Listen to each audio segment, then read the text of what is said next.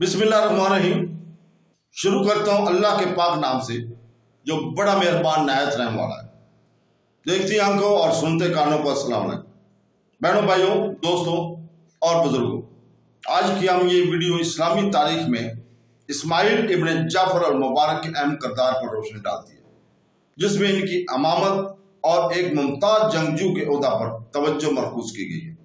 हम इस्लामी अकीदे में इनकी शराकत, इनके कायदाना खसूसियात और अपने दौर में कम्युनिटी पर इनके इख्तिदाम के असरात को बयान कर रहे हैं। बराए करम हमारे साथ रहें वीडियो के आखिर तक और मुकम्मल वीडियो देखें। अगर आपको अच्छी लगे तो इसको अपने रिश्तेदारों, दोस्तों को भी शेयर करें ताकि वो भी इनसे मुस्तफीद हो सके, क्योंकि हम इस बासर शख्सियत की मेरास और इस्लामी रवायत में इनकी पायदार अहमियत को बयान कर रहे हैं। तो दोस्तों, दस्तयाब ज़राए के अक्सरियत के मुताबिक अल सादक ने दरहकीकत नाज खुदाई फरमान के जरिए अल मुबारक को अमामत में अपना जानशीन मुकर्रर किया था। इस हकीकत को शिया नजरिया के लिए जरूरी नाज के रस्मी अमल के तौर पर कबूल किया गया था और इसलिए नए इमाम के एक मासूम इमाम का ओहदा था जो अमामत के मुकम्मल इख्तियारात का वारिस होगा। इस तरह मुबारक न सिर्फ सादक का इंतखाब था बल्कि खुदा का इंतखाब भी था। ये ओहदा दरहकीकत इस्माइली दावों की बुनियाद बनाता है जो इसने सादक की जानशीनी के सवाल को वक्ती तौर पर हल होना चाहिए था। इस्माइली रिवायत के मुताबिक जब मुबारक की उम्र 7 साल थी, अल सादक ने अपनी अमामत का ऐलान किया। इसे अपने दूसरे भाइयों से अलग कर दिया गया और अवाम से राब्ते से दूर रखा गया। अल सादक ने खुद इनकी तालीम हासिल की, जैसा कि दाई अदरीस ने मुशाहदा किया है कि ये ऐलान तकिया की बुनियाद पर खुफिया तौर पर किया गया था। इस हकीकतों को अल सादक के चंद मुंतखब पैरोकार ही जानते थे।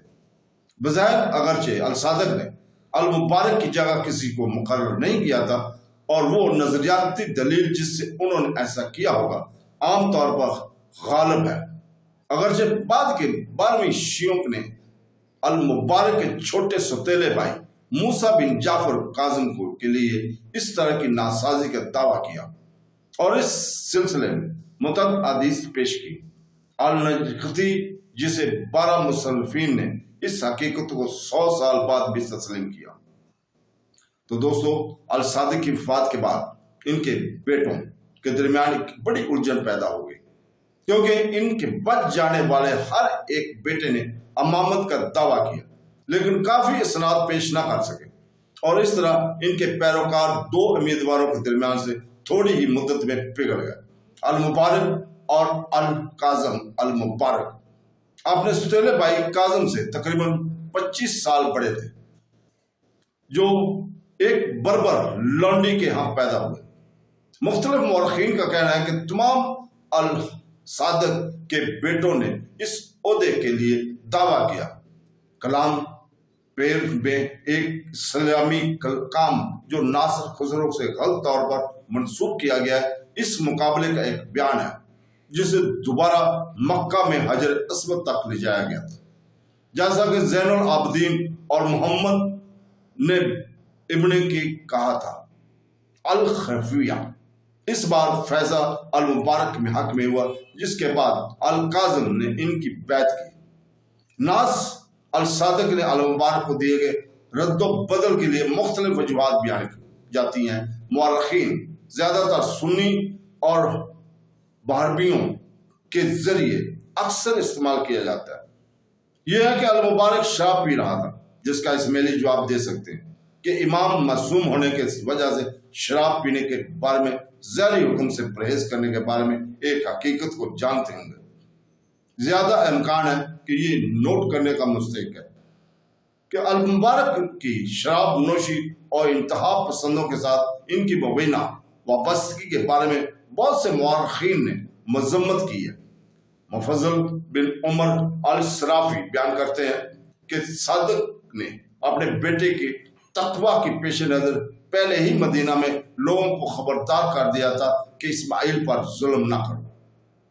12वें शिया के दावे के हवाले से कि अल मुबारक ने अल सादक से पहले वफात पाई थी।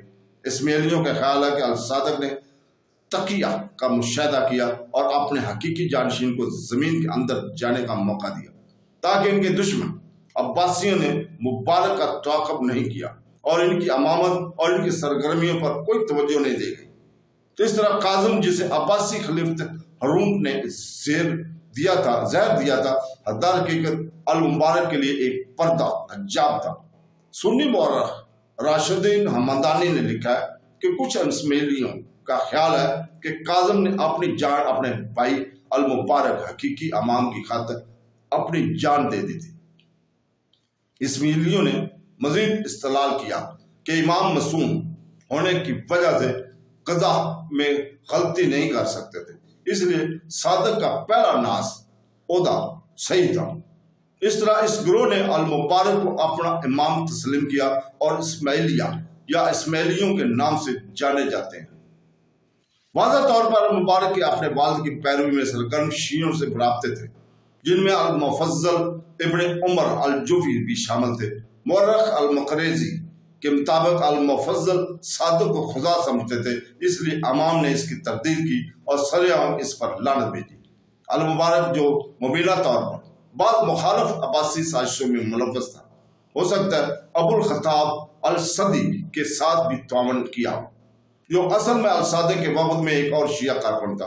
ابو الخطاب صادق کے ساتھ شیعہ گروپ میں سرگرم تھا، لیکن بعد میں اسے اپنے انتہا پسند مذہبی نقطہ نظر کی وجہ سے کھلے عام اس سے انکار کرنا پڑا، جسے اس نے اکثریت پسندانہ طریقوں سے نافذ کرنے کی کوشش کی تھی۔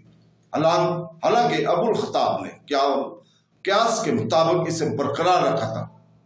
انکار الصادق کی اپنی حقیقی فطرت کو محفوظ رکھنے کی تکنیک کا حصہ تھا۔ اثر نے یہ بھی کہا ہے کہ الصادق کو المبارک کو اس مکتب میں جانے سے منع کرنا پڑا جس کا انتظام ابو الخطاب کر رہے تھے۔ نوائس نے تجویز کیا ہے کہ ابو الخطاب المبارک کے روحانی یا گود لینے والے والد تھے، اس لیے ان کی کنیت ابو اسماعیل ہے۔